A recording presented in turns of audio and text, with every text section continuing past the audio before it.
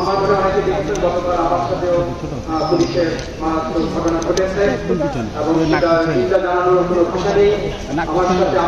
আমার সাথে খারাপ ব্যবহার করা হয়েছিল। আমি একটা ঘোষণা দেওয়ার জন্য এখানে দাঁড়িয়েছি। আগামী রবিবার 11টার সময় বাণিজ্য অনুষদের পক্ষ থেকে আমরা একটা প্রতিবাদ সভা করবো। আপনাদের সবাইকে আমন্ত্রণ জানাচ্ছি সেটাতে অংশগ্রহণ করার জন্য।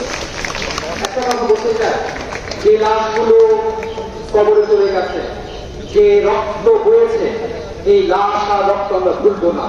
এই দেশকে আমরা কাউকে দিক দিয়ে দিই নাই। আমরা আমাদের দেশকে উদ্ধার করে ছাড়বো। আমরা এই দেশকে কাউকে দিয়ে দিই নাই। আমরা আমাদের সন্তানদেরকে এত অল্প বয়সে মরতে দেখতে চাই নাই। তারা বলেছে আমরা তাদের আমরা আমাদের দেশকে উদ্ধার করে ছাড়বো।